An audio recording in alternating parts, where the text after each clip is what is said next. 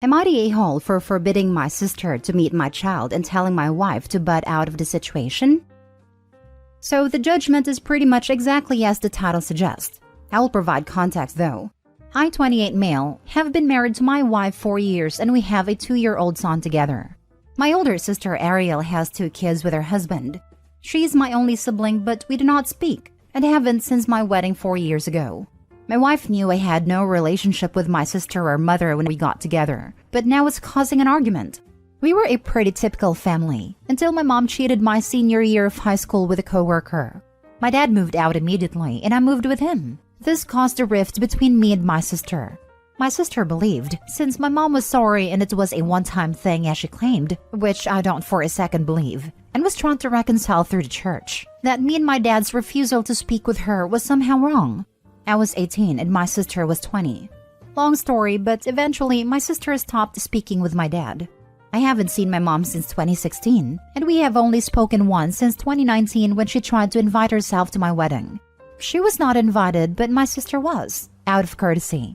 My sister didn't show up and we have not spoken since. My wife knew when she married me that my only family was my dad and my cousins. She said it was okay and she didn't care. So, a few months ago, my wife got a call from my sister's husband whom I've never met, and he said that he wanted to start mending the bridge and would like to have me come meet their kids. I said no. Well, then my sister started sending pictures of her kids to my wife and my wife sent pictures back. I told her multiple times I did not like this, and she told me she could send pictures to whoever she wants. I said that if she keeps testing my boundaries, she will be a single parent really soon, that she signed up for me as is. My wife is saying it's wrong to deprive my son of his family. I said I don't even have a relationship with my sister or brother-in-law, so why should my kid? That it doesn't make me feel comfortable at all, and I don't even know these people. Also, any picture she sends could easily be forwarded to my mom and she needed to think about that. She said she doesn't even understand why my mom can't meet her kid, and that comment alone angered me because I've explained my family drama for years, and it feels like she just ignored it. I said she really needs to think about who she wants to appease, because I'm not gonna stand for disrespect of my boundaries. My dad totally agrees with me, and is telling me I should start setting aside money now for an exit strategy because my wife's behavior is exactly how my mom used to act, and I should see the warning signs now. Am I the a-hole? Now for the top comments. Your dad cut off his own daughter and his own grandchildren because they didn't want to participate in the public shunning of his ex. I'm sorry, but your dad is an a-hole.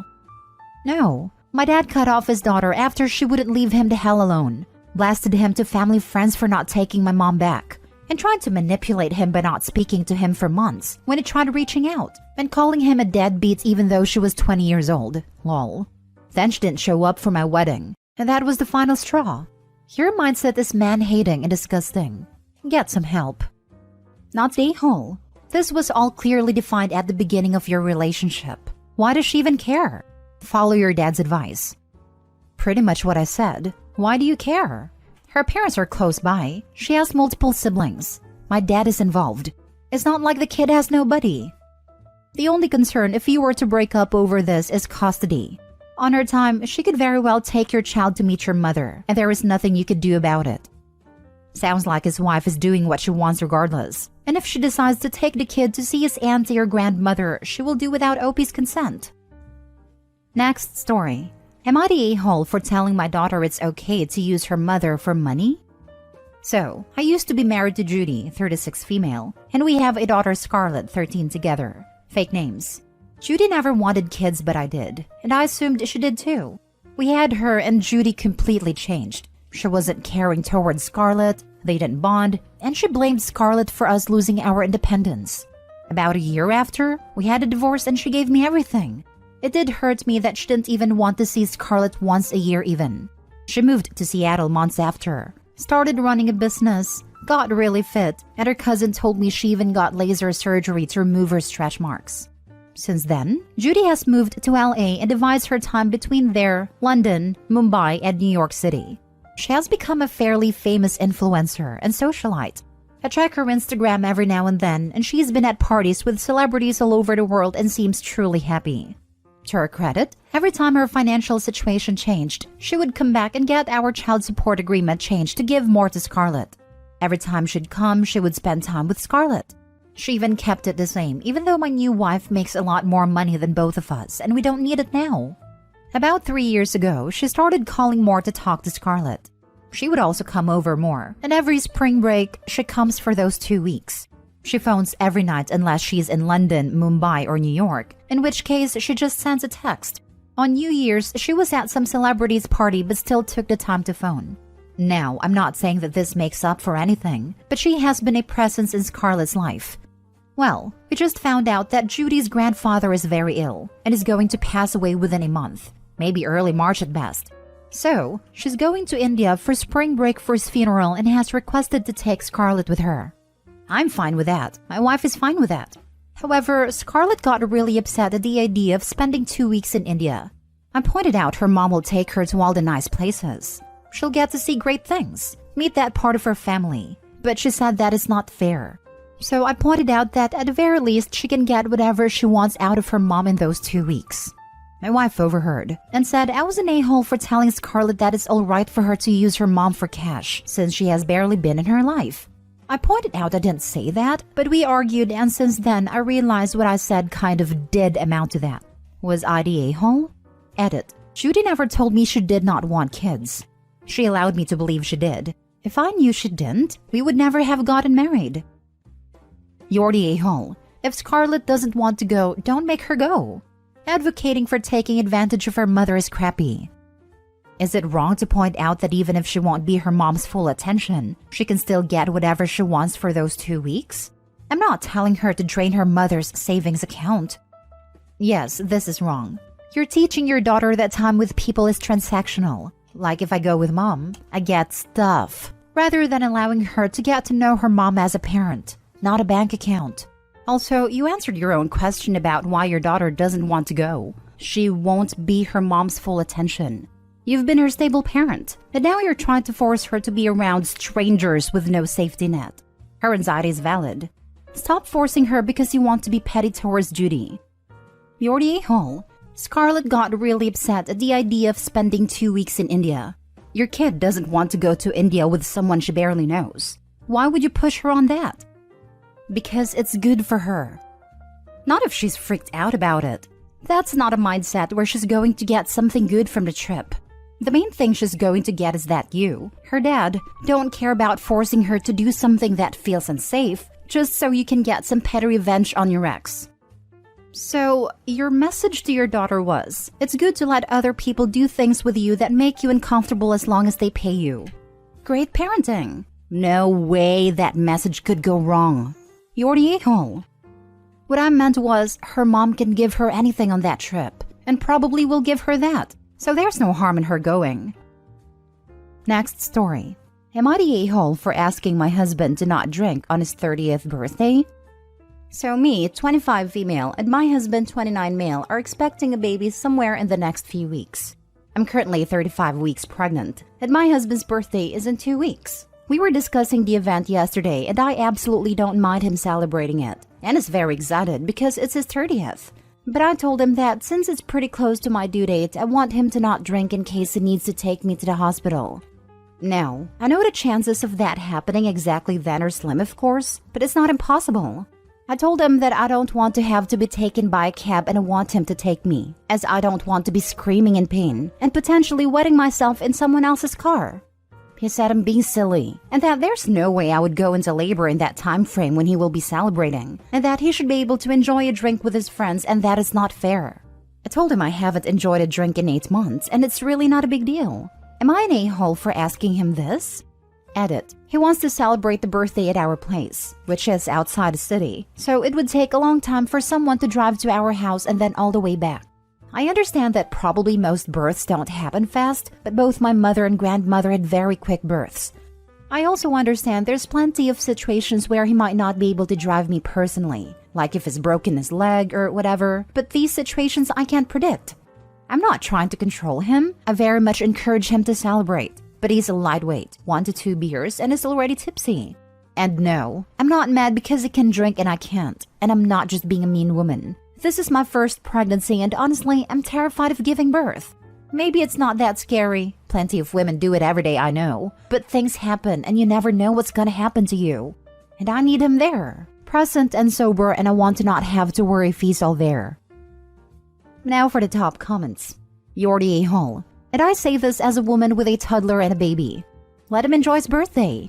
It's going to be way harder to do things once the kid is there. The odds of going from absolutely no signs of labor to ready to go to the hospital in the course of a few hours is very unlikely. Is he planning on getting so absolutely drunk that he can't stand up for 2 days?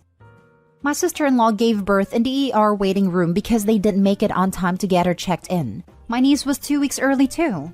Is having a drink or 5 really worth the worry it causes to your pregnant wife and a risk of missing something that relevant?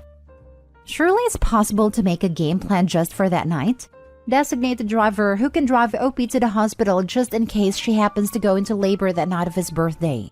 OP's husband can agree to limit his intake to a few drinks, so he isn't very drunk. I feel like there's room for compromise here. No a-holes here. I can see both sides honestly.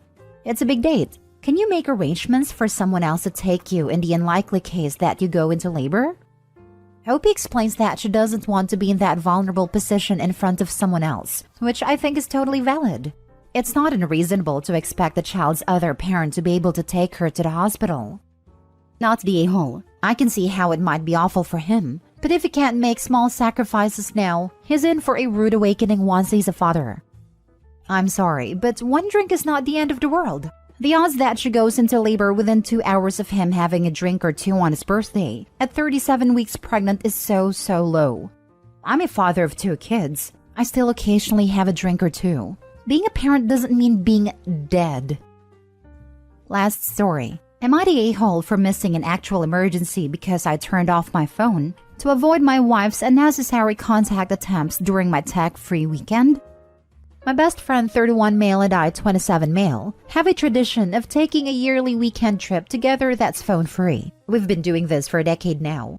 These weekend trips consist of us staying in a suite and exploring the city, not traversing the wilderness, so it's not like we're completely disconnected. Still, we like to keep one in hand for navigation and emergency purposes, and it would usually be friend's phone that we brought along. Friend and I left for our trip this year 2 Fridays ago to make sure of the long weekend. This was the first time I've gone on one of these trips since my wife and I moved in together, got engaged, or got married. However, we were dating for the last 2 years worth of trips, 2021 and 2022, and she seemed fine during that time. I would just tell her I was going to be busy for the weekend and she'd leave me alone. I understand that there are different expectations once you get married, but I didn't expect for the 180 in behavior. My wife all but demanded I take my phone as well, in case she needed to get a hold of me despite her having friend's number. I let her know I had arrived, and immediately after that she was texting me and asking me how things were. Then again, asking me another question when I didn't respond to the first one. I eventually muted our text conversation because I was sick of the phone buzzing. She called me a few hours later and asked why I wasn't responding to her texts. I reiterated that this was supposed to be a no-phone weekend and kept the call short despite her trying to drag out the conversation. She called me once more after this. When I answered and found out it wasn't an emergency, I simply turned off my phone. The calls then started coming in from my friend as well, and it followed suit. We spent the rest of the weekend with our phones off until the drive back on Monday. I called my wife and informed her when we were about 30 minutes away from my place, and she was furious. She said that there ended up being an emergency as her sister got into a car accident that won't affect her long-term but still resulted in broken bones, and that I had just ignored her the entire time when she needed me. I told her that I was very sorry to hear about her sister, but it wasn't my fault she had essentially forced my hand into cutting off means of communication. She went to stay with a friend before I arrived home that night and has since came home, but she's still fuming. Am I the a-hole? Edit. I'm politely asking everyone to stop making harmful accusations about my friend and the nature of our relationship when we were younger. It's making me uncomfortable, and not in the I'm having an epiphany way you guys are hoping, but in the you're jumping to incredibly crude conclusions about someone I love and trust, based on a tiny snippet into our life. Not the a-hole. Her sister getting into what sounds like a relatively minor car accident is not an emergency. This is beyond ridiculous. How is it different from you being in another country and having no service or something? People are allowed to still live their lives despite being married. You're not tethered to your spouse. Oh yeah, minor broken bones aren't an emergency. Definitely not the least bit life-threatening or altering or anything. I agree the wife should have respected boundaries, but it's not exactly minor and can be very scary for not only the person, but the people waiting on word from the doctor during/after surgery, which is also not minor. So I can see why she's mad she couldn't contact him. Again, her fault for not respecting boundaries. Not the a-hole. I have the odd feeling that she almost wanted there to be an actual emergency so she could feel justified in bothering, and might have created one if it didn't occur naturally. She desperately doesn't want you away from her. You'll need to have a serious conversation about that. I had a summer thought that she was sabotaging the tech-free weekend. If friend can't relax because he's fielding texts, then Opie can't relax either, and it's a win for her. She sounds awfully insecure and exhausting. I second the insecure comment. It's as if she had to keep in constant touch with Opie because she suspected something. Okay, but she's insecure because in the comments he implies he used to date his friend. Am I the a-hole for continuing to cheat on my wife with a guy who groomed me when I was underage?